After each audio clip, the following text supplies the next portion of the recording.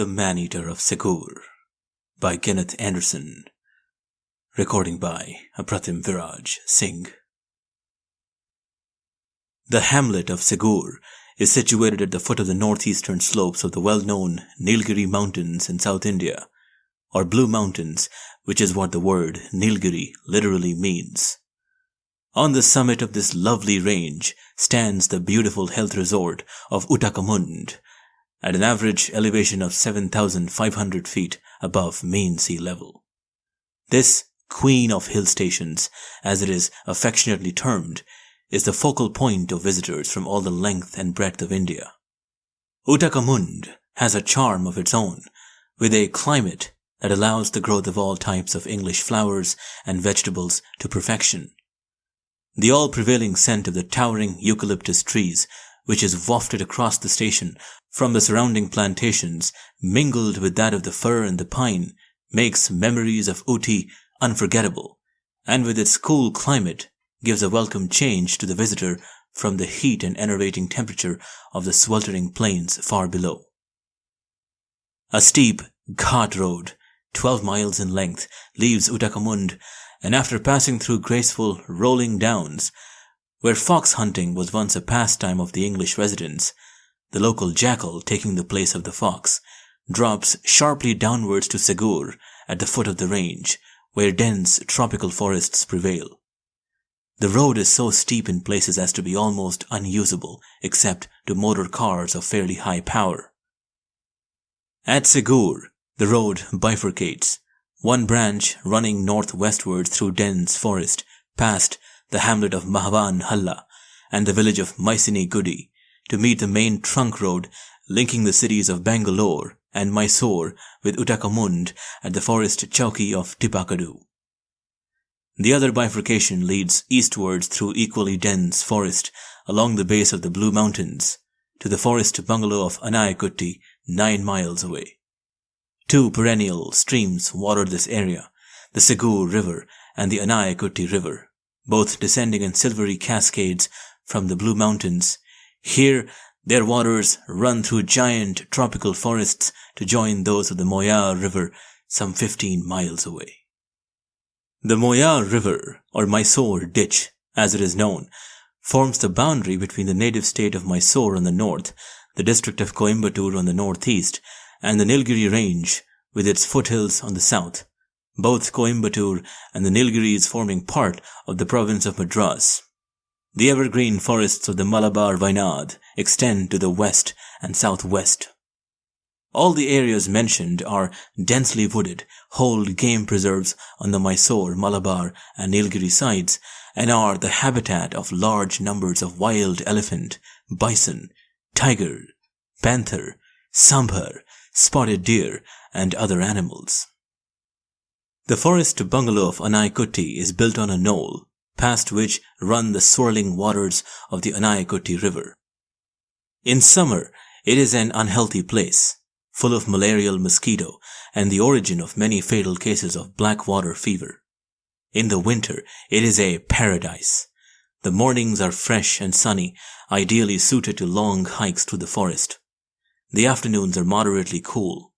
The evenings chilly, while with nightfall an icy cold wind descends from the mountain tops to take the place of the warmer air rising from the surrounding forests. The nights are then so intensely cold that one is invariably confined to the bungalow itself, in all the rooms of which fireplaces have been provided. Here, a truly Christmassy feeling prevails before a blazing fire of forest logs, while the party discusses the latest stories of the abominable snowman, or ghost stories are related in hair-raising detail. Even within the compound of this bungalow, elephant and tiger and panther roam, their screams, roars, and grunts reminding the sleepy inmate, snugly tucked below double blankets with the glow of a fire by his bedside, that he is still in the midst of a tropical jungle. These forests are a favorite resort of mine, and in them I have met with several little adventures that are still memorable after all these years. To relate just one such incident. Wild dogs, which hunt in packs in India, varying in numbers from 3 to 30, sometimes invade these forests from over the boundaries of Mysore and Coimbatore, where they are very numerous, more so in the latter district. These packs are very destructive to all forms of deer, particularly sambar and spotted deer, which they hunt down inexorably and tear from limb to limb while still alive. On several occasions, both in these and other jungles, I have come across sambar actually being chased by these dogs. The method adopted is that, while a few dogs chase the animal, others break away in a flanking movement to run ahead of their quarry and ambush it as it dashes past them. When hunting, they emit a series of yelps in a very high pitch, resembling the whistling cry of a bird rather than that of a dog. The quarry is brought to earth after being attacked by these flankers, which bite out its eyes, disembowel it, hamstring it, or emasculate it in their efforts to bring it down. I once saw a sambar pursued by wild dogs dash into a pool of water to try and protect itself. It had been disemboweled and trailed its intestines behind it for the distance of 20 feet. Sambar are extraordinarily hardy and sometimes are literally eaten alive by these dogs before being killed. One evening, at about 5 o'clock, I was a mile from the bungalow, interesting myself in an unusual species of ground orchid that sprouted from the earth in a spray of tiny star-shaped flowers. Suddenly, I heard a medley of sounds whose origin I could not at first define. There were cries, yelps, and long-drawn bays, interspersed with grunts and woofs, that puzzled me. Then I knew that the noise was that of wild dogs, which seemed to be attacking a pig or a bear. Grabbing my rifle, I ran in the direction of the din. I may have crossed a furlong when around the corner dashed a tigress, encircled by half a dozen wild dogs. Concealing myself behind the trunk of a tree, I watched the unusual scene. The dogs had spread themselves around the tigress, who was growling ferociously. Every now and again, one would dash in from behind to bite her. She would then turn to attempt to rend asunder this puny aggressor, when a couple of others would rush in from another direction. In this way, she was kept going continually, and I could see she was fast becoming spent. All this time, the dogs were making a tremendous noise, the reason for which I soon came to know, when, in a lull in the fray, I heard the whistling cry of the main pack, galloping to the assistance of their advance party. The tigress must have also heard the sound, for in sudden, renewed fury, she charged two of the dogs, one of which she caught a tremendous blow on its back with her paw, cracking its spine with the sharp report of a broken twig. The other just managed to leap out of danger. The tigress then followed up her momentary advantage by bounding away, to be immediately followed by the 5 remaining dogs. They were just out of sight when the main pack streamed by, in which I counted some 23 dogs as they galloped past me without the slightest interest in my presence. Soon the sounds of pursuit died away, and all that remained was the one dead dog. During the affair, I had been too interested and too lost in admiration at the courage of the dogs to fire at either the tigress or her attackers. Next morning, I sent out scouts to try to discover the result of the incident. They returned about noon, bringing a few fragments of tiger skin to report that the dogs had finally cornered their exhausted quarry about 5 miles away and had literally torn the tigress to pieces. As far as they could gather, 5 dogs had been killed in the final battle, after which the victors had eaten the tigress and even the greater portions of their own dead companions. 3 distinct tribes of natives inhabit these areas. There are the Badagas, descendants of long-ago invaders from the state of Mysore, themselves fleeing from Mohammedan conquerors from the north. These Badagas have now become rich. They own lands, vast herds of cattle and semi-wild buffaloes with tremendously long, curved horns. Next come the Kesavas, the greatest in numbers but laziest in disposition, who work under the Badagas as herdsmen and tillers of the soil. Lastly come the Kurumbas, comparatively few in number, the original inhabitants of the land and now entirely jungle men. They live on wild honey, roots, hunting, and the trappings of small animals and birds. These Kurumbas make excellent trackers, and like the Sholagas of the Coimbatore district and Pujaris of Salem, are true children of nature who are born and live in the forests till the day of their death. Having given the reader a little idea of the country in which the adventure took place, I shall lose no further time in telling the story of the man-eater of Segur. This tiger was reported to have come originally from the jungles of the Silent Valley Forest block in the district of Malabar Wayanad, below the extreme opposite or southwestern face of the Blue Mountains. This area is infested with elephants, of which it holds the record for rogues, and with bison. As a rule, it does not hold many tigers. A few human kills took place in the Silent Valley and then ceased entirely to recommence at Gudalur, some 20 miles from Tipakadu, at Mysinigudi, and finally in all the areas between Segur and Anayakutty. How and why the tiger came so far from its place of origin, encircling the greater portion of the Nilgiri mountains in doing so, nobody actually knows. It was midsummer, and the tiger had been particularly active, killing at Segur and within a week at Anayakutty when I arrived. The last human victim had been a Kesava herdsman, tending his herd of semi-wild buffaloes some 2 miles from Anayakutty along the lower reaches of the river as it wended its way towards the Moyar. In this instance, the man-eater had stalked and attacked the man, completely ignoring the surrounding grazing buffaloes. It had killed him and was perhaps carrying him away when the buffaloes had become aware of its presence. These animals, as I have already stated, are only semi-domesticated and extremely dangerous to a stranger, especially if he happens to be dressed in the unusual mode, to them of a European, when they frequently charge on sight. Seeing the tiger, they had evidently attacked him en masse and succeeded in driving him off, leaving the dead man where he had been dropped. That night, neither buffaloes nor herdsmen returned to the kraal, so early the next morning, a search party set out to discover the reason for their absence.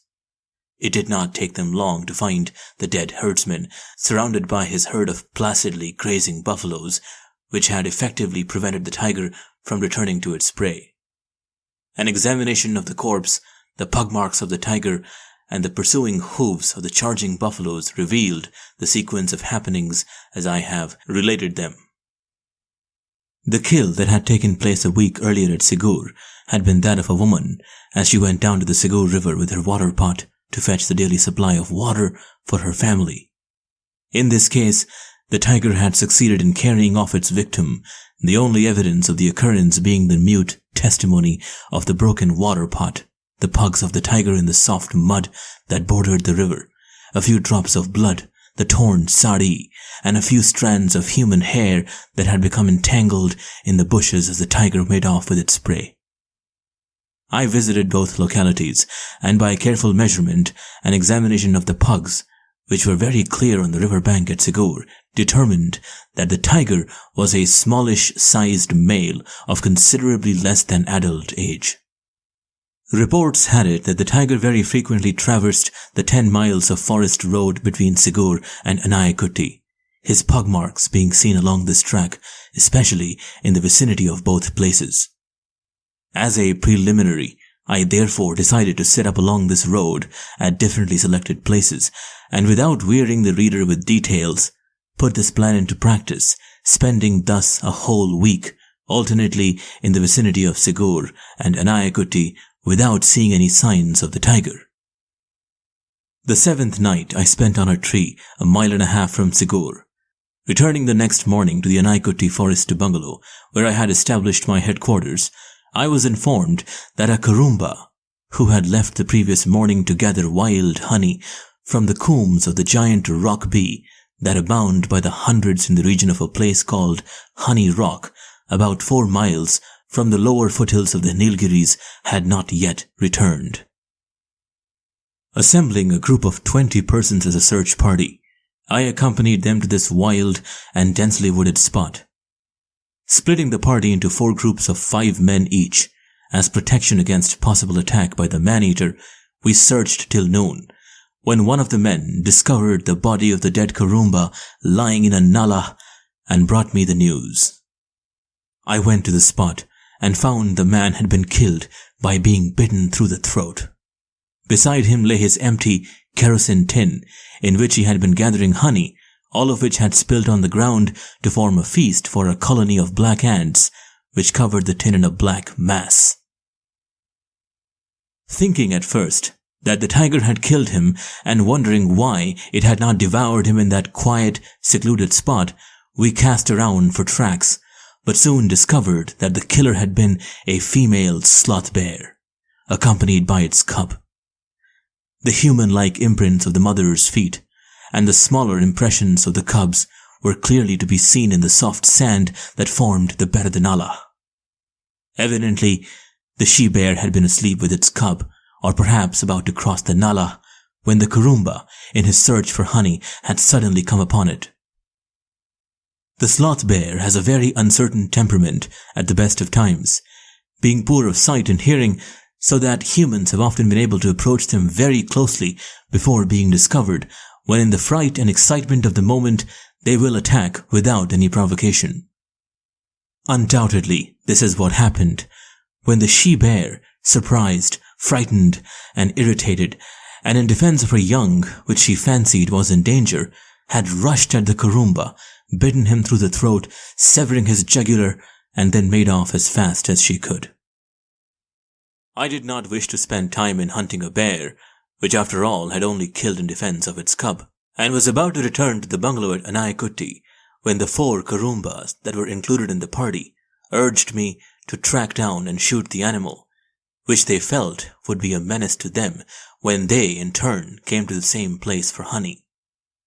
More to please them than because I had any heart in the venture, I therefore sent the rest of the party back, and followed these 4 men on the trail of the she-bear. The tracks led along the nala and then joined a stream, down which Mrs. Bruin and her baby had ambled for some distance before breaking back into the jungle. Thence she had climbed upwards towards the many rocks and caves that gave them shelter, where hundreds of rock beehives hung from every conceivable rock projection in long, black masses, sometimes attaining a length of over 5 feet, a width of a yard, and a thickness of over a foot. The ground we were now traversing was hard and stony, and to my unskilled eyes presented no trace of the bear's passing. But the Kurumbas were seldom at fault, and their powers of tracking was really worth witnessing during the long and tiring walk that followed. For more than 2 hours they led me uphill and down dale, and across deep valleys and stony ridges. An overturned rock or stone, a displaced leaf, or the slightest marks of scraping or digging showed them where the bears had traveled. At last, we approached the mouth of a cave, high up over a projecting rock from which hung 23 separate rock beehives. This cave, they declared, was the home of the she-bear and her cub. Standing 10 yards from the entrance, and to one side, I instructed the men to hurl stones into the interior, which they did with unabated vigor for quite 20 minutes. But not a sound did we hear. Then the Kurumbas made a torch of grasses, which we ignited and threw into the cave, but still nothing happened. Finally, they made 5 similar torches. Lighting one of these, I followed the Kurumba that carried it into the cave, while the remaining 3 Kurumbas came behind us carrying the 4 spare grass torches. The cave was comparatively small inside and was obviously empty, the occupant and her youngster having left at hearing our approach, if not before. But I was glad of this, because as I have said, I had no quarrel with this animal, and would have regretted having to shoot it and leave the baby an orphan. We had lit our third torch and were just about to leave when one of the Kurumbas came upon an interesting curiosity of the Indian forest, of which I had heard but never seen, and the existence of which I consequently never believed. He found in a corner what the natives call bear's bread, or karadi roti, as it is named in Tamil. This was a roughly circular mass about 10 inches across, an inch thick, and of a dirty, blackish yellow, sticky consistency. Female bears are reported to seek out the fruits of the jak tree, a large fruit with a rough, thorny exterior, wild wood apple fruit the size of large tennis balls and with hard shells, and pieces of honeycomb including bees, comb and honey. Each of these ingredients is first eaten by the she-bear in turn, the whole being then vomited in the cave in a mass which the she-bear allows to harden into a cake as reserve food for her young. Due possibly to its long hair, the bear is marvelously impervious to the stings of the rock bee, which prove fatal to a human being if suffered in large numbers. It can climb trees and rocks with astounding ability in search of wild fruit and honeycombs. A cave inhabited by a she-bear with her young is reported to contain sometimes a dozen such cakes. In this case, we had found only one. But inasmuch as I had never come across or seen one before, I was immensely interested. As evidence of the wholesomeness of this bread, the 4 Kurumbas offered it to me for immediate consumption. But I declined with thanks. They then divided it equally amongst themselves and ate it with evident gusto. We were now sitting at the entrance of the cave. Whether the flames of the torch, the smoke, or the sound of human voices disturbed them, I do not know, but suddenly a few black objects buzzed around us, and as we sprang to our feet to make off, the rock bees from the hive immediately above, grossly disturbed and angry, descended upon us in an avalanche. It was every man for himself, and as I grabbed my rifle and sprinted down the hillside, the agile Kurumbas outdistanced me very quickly. What I lacked in speed, I made up, however, by being clothed, the bees being able to register some 20 stings on my neck and hands and other exposed parts, as compared with about 40 that I counted on each of the bare skins of the Kurumbas when we slowed up half a mile away. It was indeed a comical ending to a tragic but interesting morning, and we returned to Anayakutty a far wiser, but very sore and smarting party. I set out at 8 p.m. that night, motoring slowly to Segur in my Studebaker, a Kurumba acting as assistant by my side, and flashing the beams of my sealed beam spotlight along the jungle on both sides. Meeting nothing, we continued for 6 miles along the northwestern road, past Mahavanhala and Masini Gudi, and finally the 4 miles to the forest chowki at Tipakadu. Here we allowed an hour to pass before returning, this time encountering 3 miles from Tipakadu a herd of bison along the roadside. These animals crashed away as the car approached closer. Between Masini Gudi and Segur, we met several spotted deer, and just after taking the turn to Anayakutty, a large bull elephant in the center of the road, his tusks gleaming sharply white in the powerful beams of the spotlight. A gentle toot of the horn sufficed to send him scurrying on his way, and finally we reached the Anayakutty bungalow without seeing a trace of the man-eater. The following morning dawned bright and fine, and I set out with my Kurumba guide across the forest towards the Moya River 9 miles to the north. Again, we encountered no trace of the tiger, but came across the pugs of an exceptionally large forest panther as the land began to dip sharply to the basin of the Moyar. Judging by its tracks, it was indeed a big animal, approaching the size of a small tigress, and would have made a fine trophy had I had the time to pursue it. We returned to the bungalow in the late afternoon, tired and somewhat disappointed after our long and fruitless walk. Again that night we motored to Tipakadu and back, encountering only a solitary Sambhar when returning at the river crossing before the Anayakutty forest bungalow. With dawn, I undertook another hike with my Kurumba, this time in a southeasterly direction and towards the Nilgiris. We found a dead cow bison in the bush 4 miles away, an examination of the carcass revealing that the animal had died of rinderpest. The forest department had reported some 2 months earlier that this epidemic had spread from the cattle of the Badagas, whose herds it afflicted in a contagious and epidemic form, to the wild animals, especially bison, and here lay proof of the statement. That afternoon, a report came in from Mahvan Halla that the tiger had taken a woman near the bridge by which the main road to Tipakadu crosses the Mahvan Halla stream before it joins the Segur river. Motoring to the spot, I was shown the place where, the previous evening, the tiger, which had been lurking on the banks of the stream, had attacked the woman who had been among the herdsmen watering the large number of mixed cattle and buffaloes kraaled at Mahvan Halla. Apparently, nobody had actually witnessed the incident, the woman having been a little apart from the rest of the party assembled near the bridge and hidden by the bend the little stream takes just before it passes under the road. She had screamed shrilly, and silence had followed. The remaining graziers, 5 in number, had hastened to Mahvan Halla, gathered reinforcements in the form of 6 others, including the husband of the unfortunate woman, and returned to the spot to look for her.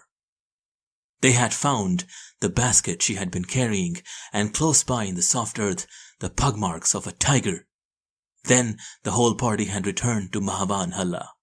At dawn the next day, the 4 men who now reported themselves had set forth by footpath to cover the 10 miles to Anayakutty and report the incident to me, it having been known that I was in the area to shoot the tiger.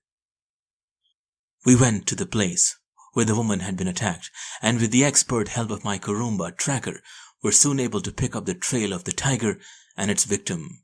Before following, I dismissed the party from Mahvan Halla, together with the bereaved husband, who made me promise faithfully that I would bring back at least a few bones of his beloved spouse to satisfy the requirements of a cremation ceremony. Almost without faltering, my Kurumba guide followed what was to me the completely invisible trail left by the tiger.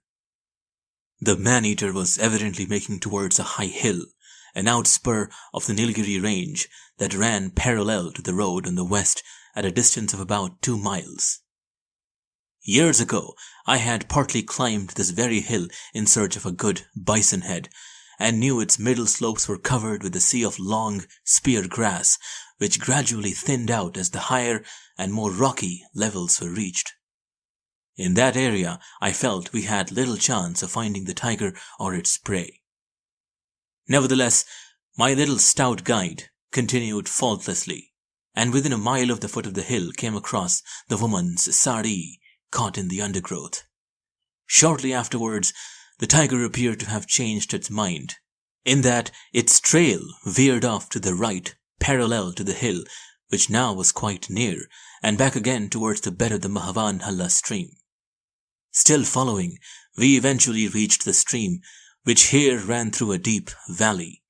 Scattered bamboo clumps grew in increasing numbers down this declivity, and the shrill squeal of vultures and the heavy flapping of their wings soon heralded the close of our search. The remains of the woman lay below a clump of bamboo, eaten by the tiger, and the vultures had finished what had been left over from his feast. We found the head lying apart, the eyes picked out of their sockets by the great birds, which had also devoured most of the flesh from the face. This ghastly remnant, together with her hands and feet, her glass bangles and silver anklets, we gathered together and wrapped in grass, and in fulfillment of my promise, the Kurumba very reluctantly carried the bundle to her husband. Sitting up at the spot seemed a waste of time, as the tiger would not return to such scattered remnants. That night, I continued my hunting by car, but without success, and next day procured a young buffalo which I tied close to the bend in the stream at Mahvan Halla, where the woman had been attacked. The chances of the tiger visiting the same spot being remote, I decided not to sit up over the live buffalo, but to await a kill should it occur. In this surmise, I was wrong, for before noon next day, runners came to Anayakutti to report that the buffalo had been killed and partly eaten by a tiger. By 3 p.m., my machan was fixed, and I sat overlooking the dead bait at a height of some 15 feet. A large red marten, a big species of mongoose that inhabits the lower slopes of the Nilgiris, was the first visitor to put in an appearance at the kill. He came at about 5:30 p.m., at first nibbled cautiously, and then began to gobble chunks of the raw meat. By 6 o'clock, he had filled himself to bursting point, and made off to pass the night in dreamless contentment or with a heavy attack of indigestion. As dusk fell, the shadowy forms of 3 jackals slunk forward. With the greatest of temerity, they approached the dead animal, sniffed it while glancing around apprehensively, and made off in frightened rushes, only to return each time as hunger and the demands of a voracious appetite urged them on. At about the 4th attempt, they finally settled down to eat, but had hardly taken a few mouthfuls when there was a rush and a scamper, and they were gone. This was surely the coming of the tiger, I thought, and sure enough, a slinking grey shape flitted into the open and cautiously shambled up to the kill. No tiger would so shamefacedly approach his own kill, however, and the hyena, for a hyena it was, began all over again the cautious and frightened approaches of his smaller cousins, the jackals. Several times he sniffed at the meat, while he glanced furtively to right and left. Several times he shambled away to scurry around in a wide circle to see if the coast was clear, before cautiously slinking up again to take a hasty mouthful. Then off he went in another wide circle to make sure that the rightful owner of the kill was not in the vicinity to catch him red-handed. This continued for quite half an hour before the hyena settled down to a serious meal. He had been eating for about 10 minutes when a tiger called nearby.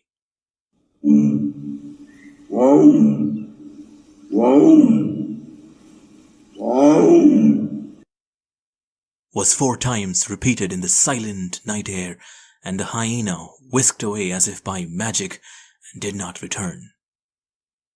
I sat in readiness, momentarily expecting the appearance of the king of the jungle. But the hours dragged on, and he did not come.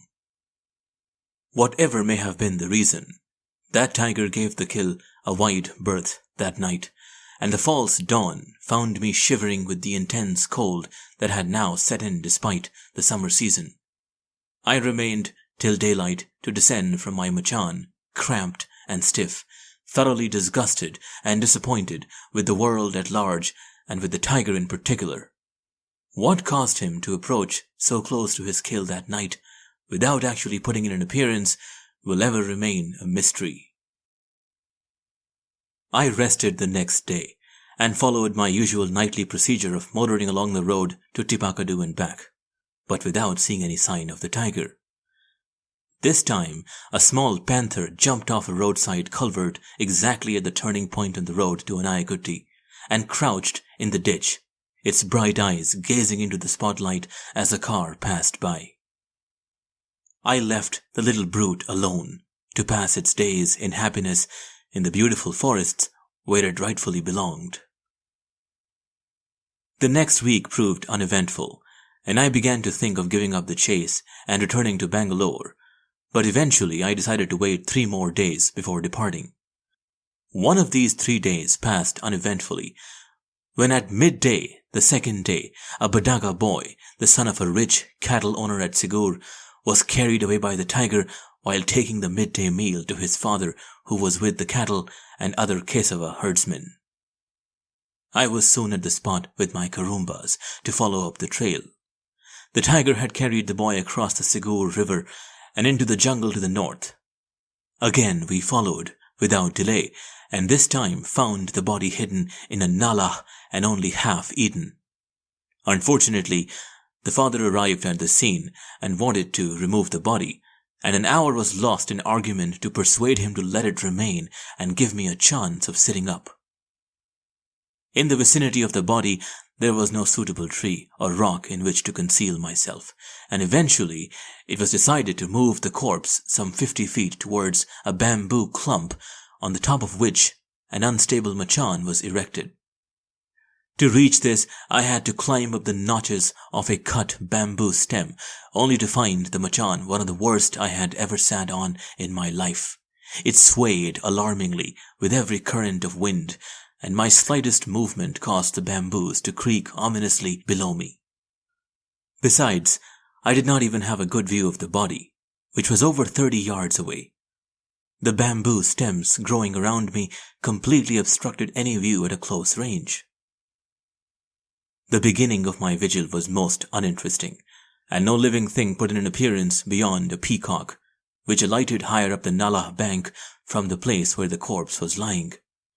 From there it walked slowly downwards, till it suddenly caught sight of the prone human form in the Nala, where we had left it, when with a great flapping of wings it sailed away above my head, its flowing tail glinting a greenish red in the rays of the setting sun, for all the world like a comet flapping through the forest. At 9 p.m., I became aware of the presence of the tiger by the low moan he emitted from near the spot where he had originally left the corpse. I cursed myself for having shifted it, but realized that this had to be done, as there was absolutely no shelter for me at that spot. Finding his kill had been moved, the tiger then growled several times.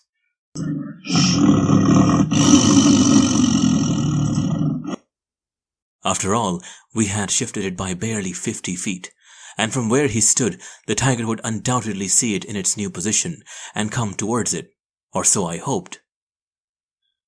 But moving the kill had been fatal, raising within the tiger a deep suspicion as to why the man it had left dead and had partly eaten had now moved away.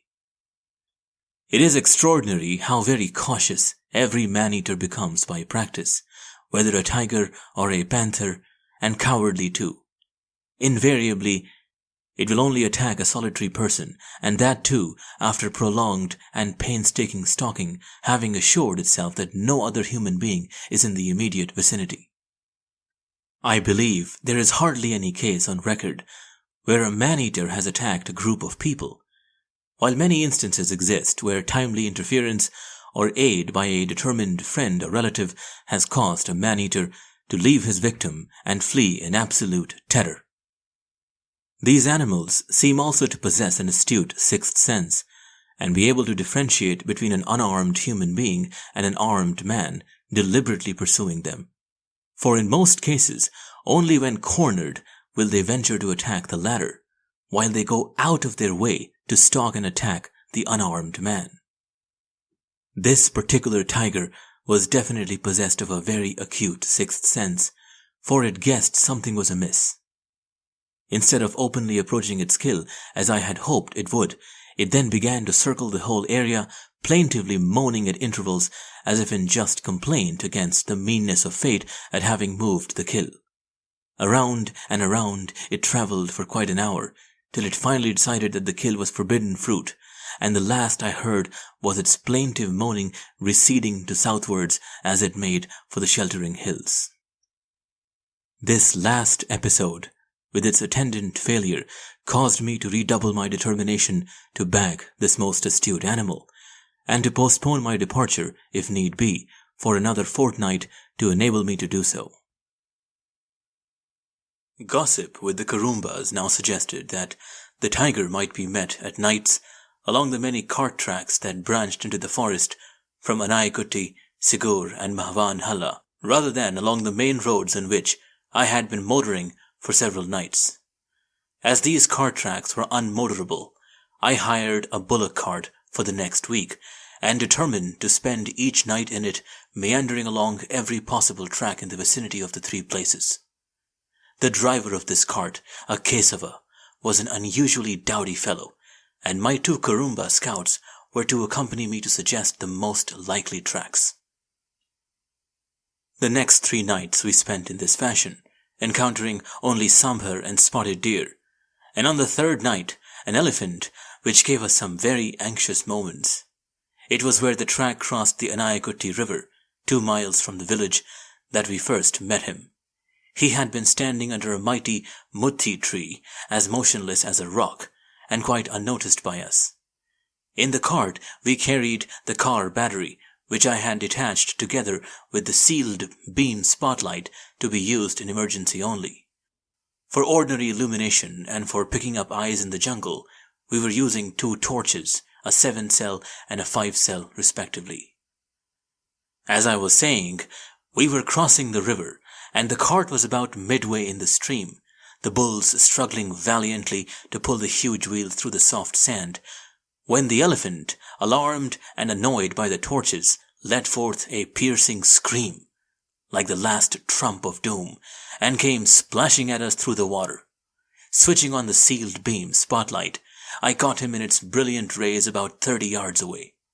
The bright beam brought him to a halt, when he commenced stamping his feet in the water and swinging his great bulk and trunk from side to side, undecided whether to charge or to make off. We then shouted in unison and focused all lights on him, and with a parting scream of rage, he swirled around and shuffled off into the black forest, a very angry and indignant elephant indeed. We continued these bullock cart prowls for the next 3 nights, but without success. On the morning of the 7th day, the tiger killed the son of the forest guard stationed at Anayakutty, a lad aged 18 years. At 9 a.m., and in bright sunlight, he had left his hut in the village and gone a short distance up the path leading to the river and to the bungalow where I lay sleeping after my nights in the cart. He had gone to call his dog, which was in the habit of wandering between the village and the bungalow, less than a mile away, because of some scraps which I daily gave it after each meal. That boy was never again seen alive. His father, the forest guard, thinking he was with me at the bungalow, took his absence for granted. When noon came and it was time for the midday meal, the youth had not yet appeared, and the guard decided to come to the bungalow and fetch him. By the roadside, within a furlong of the river, he came across his son's cap. This alarmed him, and he called aloud to the boy. Receiving no answer, he ran the remaining distance to the bungalow and awoke me to tell me what he had found. Feeling something had befallen the lad, I picked up the rifle and accompanied the anxious father to the spot where the cap was still lying. Looking around, we found his slipper under a bush 10 yards away and realized that the worst had happened. Remaining at the spot, I told the now weeping guard to hurry back to the village and summon the Karumba trackers. Within a quarter of an hour, these men had joined me and we started on the trail. The boy appeared to have struggled and had probably cried aloud, although nobody had been there to hear him. For within a few yards of where we found the slipper, the tiger had apparently laid him down and bitten him savagely. This was made clear by the sudden spurts of blood that smeared the dried grass for the area of quite a square yard. The tiger had then proceeded with its prey, leaving a trail of blood on the ground, which gradually petered out as the blood began to coagulate. The river here turned northwest, and we found that the tiger was making in its direction. Pressing forward, we soon reached the thick jungle that clothed the river banks, where the blood trail once again became evident in the occasional red smear that marked the leaves of the undergrowth as the tiger, holding its prey in its mouth, had pushed through. In the soft mud of the river bank, we saw the fresh pug marks of the killer, which passed across the shallow water to the opposite bank. Here it led up the slope to the shelter of a clump of jungle plum bushes, before which we found the lad's remains. He had been almost half devoured and was a ghastly sight. The reason for the sudden spurts of blood on the trail we had followed now became apparent. The boy had obviously been still alive when carried off by the tiger, as we had already surmised, and must have screamed and struggled in an effort to get himself free. Annoyed, the tiger had thrown him down and dealt the boy a smashing blow across the skull with its forepaw. The forehead had been crushed inwards, like a squashed eggshell, while the sharp talons had half torn the scalp away, leaving the bare bone of the skull exposed to view. One of the eyes had also been gouged out by a claw and hung from its socket. The grief of that poor father was truly heart-rending to watch, as he prostrated himself at the feet of his only son, kissed the poor mangled remains, and called aloud to heaven and earth for vengeance, while heaping dust that he scratched from the dry ground onto his own head. Shaking him roughly to bring him to his senses, and telling him earnestly that the more noise he made and the more time he wasted correspondingly lessened our chances of shooting the tiger, we succeeded in reducing his cries to a whimper. A medium-sized jumlum tree overshadowed the plum bush beneath which the boy lay, and on this tree I determined to erect my machan. I sent the father and the two Kurumbas back to the bungalow, instructing the latter to bring my portable charpoy machan, and pending their return climbed up into the jumlum tree, both for my own protection and to get a shot if the tiger should suddenly put in an appearance. The two Kurumbas were back in about an hour with the machan, which they securely and efficiently tied in the lower branches of the jumlum tree at the usual height of a little over 15 feet. They had also brought my water bottle, gun torch, and blanket as instructed, and soon after noon I climbed into the machan in high hopes of securing a shot. Evening came, and then nightfall, without a sign of the tiger. Then followed a sudden rainstorm, such as sometimes occurs in the midst of a dry summer in India. Lightning flashes illuminated the forest as bright as day, vividly revealing the corpse beneath the plum tree below. Thunder crashed, reverberating against the adjacent hills, and the rain literally descended in torrents, preceded by a sharp shower of hailstones. Within a minute, I was soaked to the skin, and as the downpour continued, before my very eyes, the river rose with the mass of water that rushed down from the surrounding hills till I judged it to be unfordable. This dreadful state of affairs continued well past midnight, when the rain died down to a thin, cold drizzle. Then a horribly chill wind set in, blowing down from the Nilgiris to the sodden forest. The drizzle finally ceased. The wind continued, and as evaporation began in my soaking clothes and blankets, the cold became intense and unbearable. Gladly would I have faced a dozen man-eaters and returned to the bungalow, but this was impossible, owing to the swollen river, which still remained unfordable. The waters swirled by, carrying with them uprooted trees, stripped branches, and debris of all kinds, including dead logs that had been lying for years along the river bank. To attempt a crossing of that raging torrent in pitch darkness would have been to invite death by drowning, if not by a blow across the head from a racing tree trunk. To add to my difficulties, the acute cold, the exposure, the lack of proper sleep, and my now generally exhausted condition brought on a sharp attack of malaria. The onset of the attack was in the usual form of ague, which caused my teeth to chatter like castanets, followed within an hour by high fever to the verge of delirium. I lost all interest in shooting at the tiger, and how I passed the remainder of that never-to-be-forgotten night without falling off the machan, I shall never know. It was past 8 o'clock next morning before my Kurumbas returned to find me almost unconscious and still in a high fever. Somehow they got me across the river and to the bungalow, where I spent the next 48 hours in bed in the grip of successive attacks of malarial chills and fever, which only abated on the third day with the assiduous use of paleodrine. How I did not contract pneumonia as an after-effect of this terrible experience is a question to which only Providence knows the answer. On the third day, when I began to take a little more interest in life, my men told me that the tiger had returned, either during or after the raging storm, and removed its victim while I was huddled so ill in the tree above it. This gave me an added reason for gratitude to Providence, for had I fallen off the tree in delirium, I might easily have become a fresh victim. I took it easy for the next 2 days to give myself a chance of recovering completely from my bout of fever, and also to await news of a fresh kill, which was bound to happen sooner or later. The 3rd day I spent in procuring 3 buffalo baits, tying one each at Anayakutti, Segur, and Mahavan Halla. They were all alive the following morning, so on the next day I resumed my peregrinations, roaming the forest around Anayakutti in the morning in the hope of meeting the tiger accidentally, and driving by car to Tipakadu and back by night.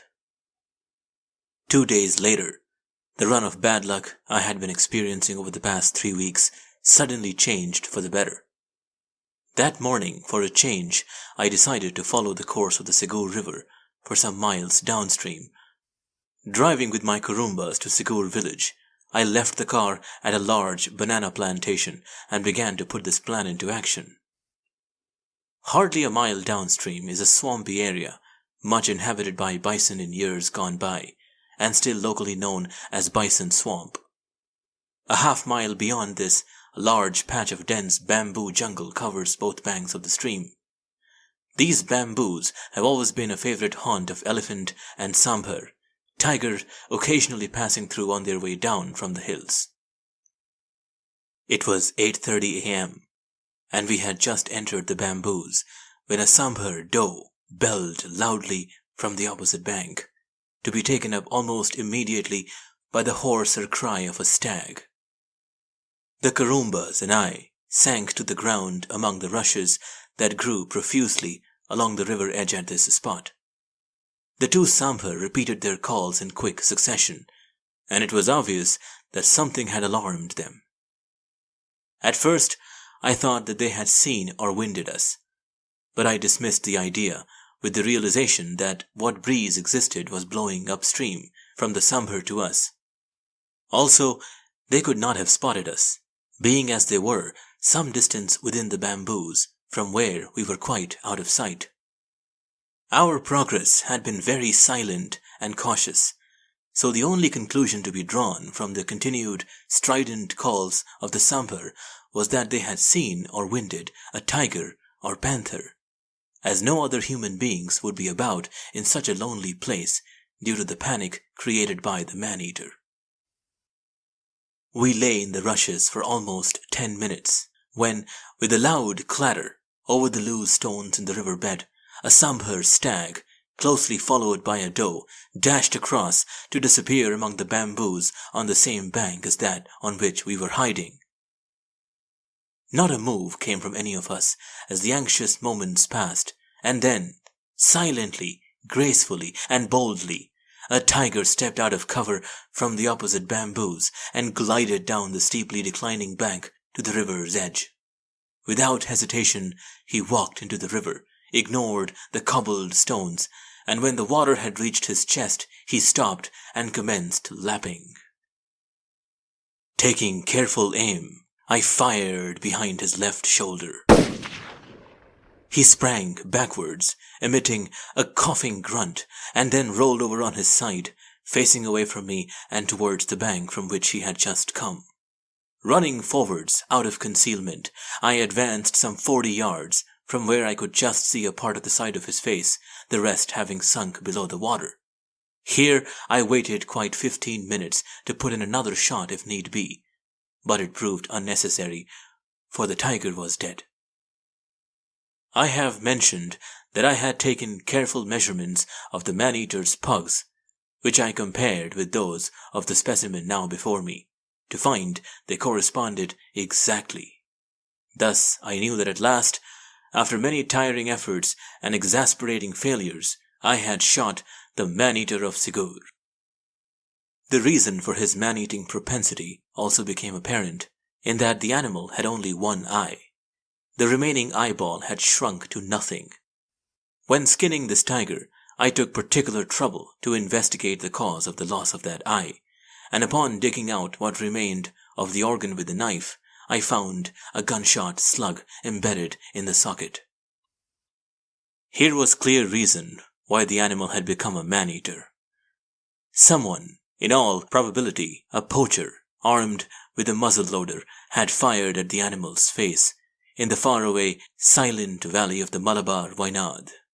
A slug had entered the eye and blinded him. Desperate, in pain, and hampered by the loss of the eye, the tiger had found it difficult to hunt his normal prey, and so had taken his revenge upon the species that had been responsible for the loss of his eye. The end.